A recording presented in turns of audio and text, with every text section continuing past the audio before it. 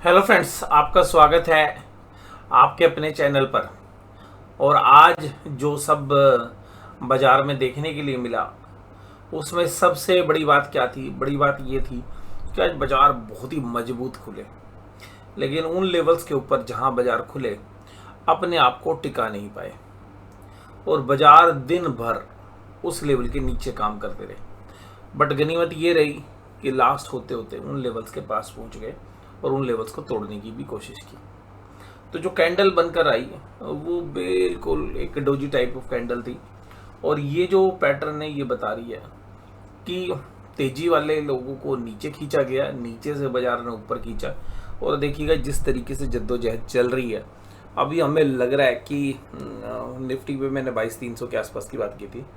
अब निफ्टी में सबसे बढ़िया जो ट्रेड्स हैं वो क्या बन रहे हैं? सबसे बढ़िया ट्रेड ये है कि निफ्टी को जाने दो जहां तक जा रहा है, और जैसे ही इंट्राडे में रिवर्स करे फिर दोबारा से एक बढ़िया मंदी बनने के संकेत मिलेंगे। बाजार में तेजी फंडामेंटल्स को कहीं भी जस्टिफाई नहीं कर रही है। अगर मैं लॉन्ग टर्म वैल्यूएशंस को भी देखूं, केवल कैश फ्लोज के दम पर बाजार को टिकाने की कोशिश हो रही है, और वो भी मेजरली जो है डोमेस्टिक इंस्टीट्यूशंस के फंड्स आ रहे हैं, और वो भी पेंशन फंड्स का पैसा। बट अब ये बात ये है, अब चिंता ये है कि कंपनीज की या कॉर्पोरेट अर्निंग्स तो बढ़ नहीं रही और शेयर के भाव जो हैं बढ़ते जा रहे हैं। तो अल्टीमेटली जो यील्ड है या जो रिटर्न्स है वो तो यार एफडी की भी नहीं आएंगी। यानी कि निफ्टी में निवेश करने के बाद आप नया पैसा डाल डाल के बाजार को बढ़ा तो सकते हैं, लेकिन वो यील्ड मुझे लगता है कि एफडी की यील्ड भी अब आपको अगले एक साल में नहीं मिलने वाली। क्योंकि अभी तक जितने भी रिजल्ट आए हैं, जैसे कल हमने चर्चा की थी एचडीएफसी बैंक के रिजल्ट की, एचडीएफसी बैंक आज माइनस में बंद हुआ। अभी जिस तरीके से आईसीआई बैंक या बाकी बैंकों को खींचने की कोशिश कर रहे हैं, आज तमिलनाडु मर्केंटाइल बैंक के रिजल्ट हमने देखे। छोटा बैंक है हालांकि, लेकिन उस बैंक से भी एक आइडिया हो गया कि ग्रोथ नहीं है। और सारी कंपनीज में, सारे बैंकिंग्स में एक चीज़ बड़ी जबरदस्त आ रही है इस बार कि सबके प्रोविजंस बढ़ के आ रहे हैं। पिछले जो क्वार्टर में प्रोविजंस था उससे तकरीबन 7-8 गुना ज़्यादा प्रोविजन तमिलनाडु मर्केंटाइल बैंक ने बनाया है, जो क्वार्टर बेसिस पे देखे तो। दूसरा, एम्प्लॉयज़ कॉस्ट बढ़त रही है।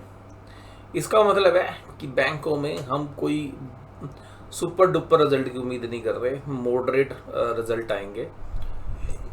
और जैसे जैसे रिजल्ट आएंगे, मुझे लगता है कि सारे रिजल्ट जब आपके सामने आ जाएंगे, एफआईआईज बाजार को देके मारेंगे नीचे की तरफ। और वो इंतजार कर रहे हैं कि कोई बढ़िया सी खबर आए जिस खबर पे बाजार को नीचे तोड़ा जा सके। मंदी की पोजीशन उनकी ऑलरेडी बनी हुई है, और मुझे लग रहा है कि कल दोपहर के बाद एक अच्छा खासी सेलिंग प्रेशर जो है फाइनेंशियल निफ्टी के अंदर भी और फिर बैंक निफ्टी में भी, और फिर उसका जो इफेक्ट है वो आपको निफ्टी में भी आता हुआ नजर आ सकता है। तो अगले 2-2.5 दिन के अंदर, क्योंकि जो महीने की शुरुआत में तेजी थी, उसके बाद मिड ऑफ द मंथ के अंदर एक जबरदस्त तरीके से एफआईज ने सेलिंग की, और उसके बाद अभी ये जो रिकवरी है ये मैं एक टेक्निकल पुल बैक मान रहा हूँ। हो सकता है 22,500 तक खींच जाए। और बट यहाँ पर मुझे ऐसा लगता है कि इन्वेस्टर्स के लिए और ट्रेडर के लिए, दोनों के लिए रिस्क है। इन्वेस्टर्स के लिए तो बहुत बड़ा रिस्क है कि भाई वैल्यूएशंस जो है बहुत ज़्यादा स्ट्रेच है। अभी मैं रिलायंस की भी रिजल्ट देख रहा था, भाई रिलायंस के रिजल्ट में भी 10 रुपये का डिविडेंड जो है कंपनी ने दिया। मुझे याद है कि जब इसका शेयर का भाव 900 रुपये होता था तब भी 10 रुपये डिविडेंड आता था, और अब देखिएगा 3,000 रुपये का भाव है तब भी 10 रुपये डिविडेंड है। दूसरी बात है कि अर्निंग ग्रोथ है ही नहीं। अगर आप रिलायंस के शेयर्स में भी देखेंगे तो अभी भी 28-29 के पी पे चल रहा है, जिसमें एक मेजर जो एरिया है वो ऑयल एंड गैस वाला जो बिजनेस है उसका है। तो अल्टीमेटली मुझे तो रिलायंस की वैल्यूएशंस भी देखिए, हालांकि उनके जो बिजनेसेस को अलग अलग करोगे तो हो सकता है कि डीमर जो के वैल्यू आप अनलॉक कर दो, लेकिन एक बुल मार्केट में क्या होता है कि किसी भी भाव पर लोग शेयर खरीदने के लिए तैयार हो जाते हैं। लेकिन वैल्यूएशंस जो है रिलायंस के रिजल्ट के बाद भी बड़ी स्ट्रेच है। टीसीएस के रिजल्ट हमने देखे, इन्फोसिस के रिजल्ट देखे, कहीं से भी कुछ भी सहारा नहीं लग रहा। और जो मिड कैप कंपनीज की भी रिजल्ट आने, कोई एक्स्ट्रा ऑर्डिनरी रिजल्ट नहीं है। परसिस्टेंट सिस्टम के रिजल्ट जो है हमने देखे, परसिस्टेंट के रिजल्ट आने के बाद परसिस्टेंट के शेयर्स की बहुत अच्छी जो है पिटाई हमें देखने के लिए मिली आज। और तकरीबन 7-8% के आसपास जो है, जब मैंने लास्ट में देखा था तो उसको 7-8% के आसपास की कमजोरी के साथ ट्रेड कर रहा था। तो अल्टीमेटली बाज़ारों के अंदर अभी कुल मिलाकर रिटर्न्स अगर हम मान के चलेंगे अगले 1 साल में क्या कमाएंगे, तो मुझे नहीं लगता कि निफ्टी में कोई बेहतरीन रिटर्न्स जो है बनती हुई नजर आएंगी। और बाजार में इन वैल्यूशंस पर हाँ, बाजार 8-10% अगर करेक्ट हो जाएं तो उसके बाद जो है मुख्य हो सकते हैं, बट करंट भाव पे तो मुझे ऐसा लगता है कि जो बड़ी स्मार्ट मनी है वो इंतजार कर रही है कि भाई ऊपर ऊपर अपना आराम से माल बेचते जा रहे हैं, फिर जब नीचे बाजार जाता है तो वो अपना माल बेचना छोड़ देते हैं। तो एक जो, क्योंकि एक बुल मार्केट है और बुल मार्केट के अंदर फिर नीचे से माल उठ के ऊपर की तरफ आता है, तो वो भी जो है एक पॉजिटिवली जो है ऊपर अच्छा माल जो है ऑफलोड हो रहा है। और मुझे लगता है कि अब जो बाजार के लिए जो आगे का समय है, और तकरीबन इस एक्सपायरी में भी और उसके बाद फॉलो सेल भी जो है हमें देखने के लिए मिल सकती है। और जो इजराइल या जो जियोपॉलिटिकल ईरान वाली जो चीज़ें हैं जो चल रही हैं वो समाप्त तो नहीं हुई हैं, लेकिन उनका सहारा लेकर देखिएगा बाजार रिएक्ट जरूर करता रहता है। अगर हम आज भी देखें तो कैंडल रेडी बनी है, और यहाँ पे जो पैटर्न्स हैं हो सकता है कि अभी आपको थोड़ी बहुत और तेज़ी मिल जाए, लेकिन वो तेज़ी कहीं पर भी मुझे ऐसा लगता है कि वो फंसाने वाली तेज़ी है, ज़्यादातर ट्रेडर इन्वेस्टर फंस सकते हैं। आज ICICI बैंक ने जो है कमाल सामान रखी थी, L&T, बजाज फाइनेंस, इन्फोसिस, रिलायंस जैसे शेयर्स, और HDFC बैंक आज जो है कमजोरी के साथ काम कर रहा है। तो रिजल्ट का रिएक्शन भी था, लेकिन पूरा बाजार ठीक था, इसलिए रिएक्शन आपको कम नज़र आया। मुझे लगता है कि 1500 के नीचे भी जा सकता है। हमारी भी जो है कुछ ऑप्शंस बिकी हुई थी, लेकिन हम प्रॉफिट में एग्जिट कर गए, क्योंकि हमने भी जो तेज़ी कर रखी है, हमें लगता है कि वही पुट जो भी हमने आज कवर किए हैं वो दोबारा से ज़्यादा प्राइस पे बिक सकती हैं। तो हम अभी इंतजार कर रहे हैं कि HDFC बैंक 1500 को तोड़कर 1480 रुपये के आसपास के भाव भी हमें आने वाले समय में देखने के लिए मिल सकते हैं। अब आप कहेंगे सर जेफरीज ने टारगेट दे दिए हैं, मैं उन चीज़ों की परवाह नहीं करता, मैं फंडामेंटल देख रहा हूँ। मुझे क्या लग रहा है, HDFC बैंक के फंडामेंटल्स तो अच्छे हैं। और आज एक और खबर भी थी कि जो HDFC बैंक की जो डिजिटल बैंकिंग वाली जो फैसिलिटी है उसमें बहुत सारे इश्यूज आ रहे थे, और इवन जो मोबाइल के अंदर जो ऐप है उसके अंदर भी जो इन्वेस्टर्स का पोर्टफोलियो वाले जो सेक्शन है वो अपडेट नहीं हो रहा था। तो अल्टीमेटली ये भी कुछ जो टेक्निकल इश्यूज भी जो है HDFC बैंक में देखने के लिए मिले, और अभी भी ADR भी तकरीबन 2-2.5% के आसपास कमजोरी के साथ काम कर रहा है। JSW स्टील, NTPC और इंडसइंड बैंक और टाटा स्टील जैसे शेयर्स कमजोर थे।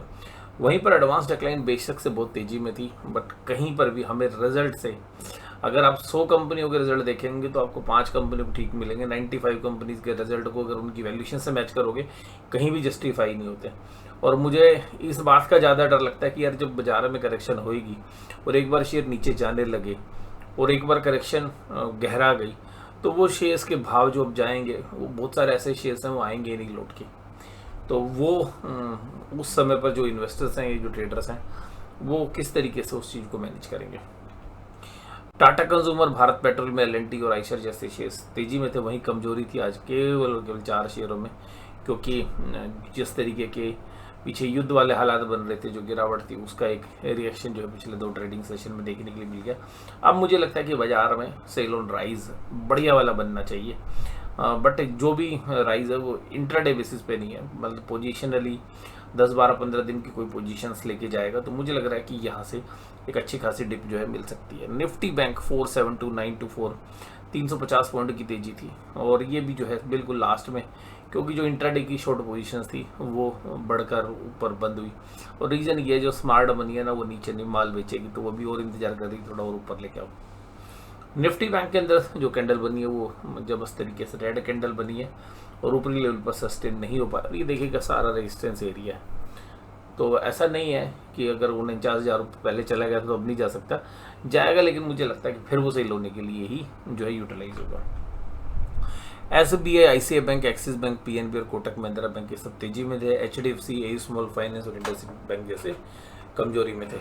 आज FIs ने माल बेचा 2,915 करोड़ का। आज DIs लगातार खरीदते हुए नजर आए 3542 का, लेकिन FIs ने 490 करोड़ के इंडेक्स फ्यूचर्स बेचे, और FIs अपने स्टॉक फ्यूचर्स कवर कर रहे हैं।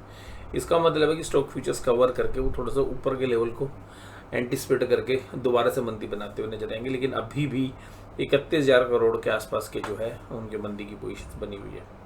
पुट कॉल रेशियो भी देखिएगा न्यूट्रल की तरफ आ गई है, निफ्टी हो चाहे बैंक निफ्टी हो। डाउ जोन्स इंडस्ट्रियल एवरेज तकरीबन 100 पॉइंट के आसपास की तेजी में कर रहा है अभी, हालांकि फिगर थोड़ी सी ज़्यादा है। और ब्रांड क्रूड 86 पॉइंट्स पर आगे, ये इंडिया के लिए रिलीफ है, जिसकी वजह से हमें टेक्निकल बाउंस भी देखने के लिए मिल रहा है। और पुट कॉल रेशियो के बाद अगर हम ऑप्शन चेन को अगर हम देखें कि भाई कहाँ पर बड़े प्लेयर सब राइटिंग कर रहे हैं, तो अगर निफ्टी में कोई भी राइटिंग अगर आप देखेंगे तो कोई खास राइटिंग कॉल साइड में नहीं है। थोड़ा सा आपको इम्पैक्ट 22,400 पर नज़र आएगा, 22,350 पे नज़र आएगा। उसके बाद अगर कोई राइटिंग है तो वो सीधी 22,600 की फिगर्स के ऊपर है, 61,000 कॉन्टैक्ट। और यहीं पर एक हाईएस्ट ओपन इंटरेस्ट की जो सिचुएशन बनी हुई है, तो एक टेक्निकल बाउंस के लिए बाजार शायद अभी और गुंजाइश रखे हुए। और नीचे की साइड अगर हम देखें तो पुट राइटिंग आपको 22,300 में मिली, 63,000 कॉन्टैक्ट्स। और हाईएस्ट ओपन इंटरेस्ट की अगर हम बात करें तो 22,000 पे है, जहाँ पे 46,000 कॉन्टैक्ट। तो ये एक मेजर सपोर्ट की तरह काम करेगा। और बट अब क्या अगर ये टूटेगा तो फिर वो 21,850 21,800 के आसपास सपोर्ट लेता है, वहाँ से हो सकता है एक बार और बाउंस करके आए। लेकिन अगर उसके बाद अगर तीसरी बार अगर अब 21,800 टूट गया तो आप एक मेजर फॉल के लिए तैयार हो जाइएगा। और वो मेजर फॉल 5 से 7% तक का भी हो सकता है। तो जब तक 21,800 बाजार होल्ड कर रहा है तब तक आपको बार बार टेक्निकल बाउंस मिलते रहेंगे। और जैसे 21,800 गया, आप ये समझ लीजिएगा बाजार में एक त्राहिमाम वाली स्थिति हो सकती है। निफ्टी बैंक के अंदर अगर हम देखें तो 48,000 है, जहां पर हाईएस्ट ओपन इंटरेस्ट बना हुआ है कॉल साइड में।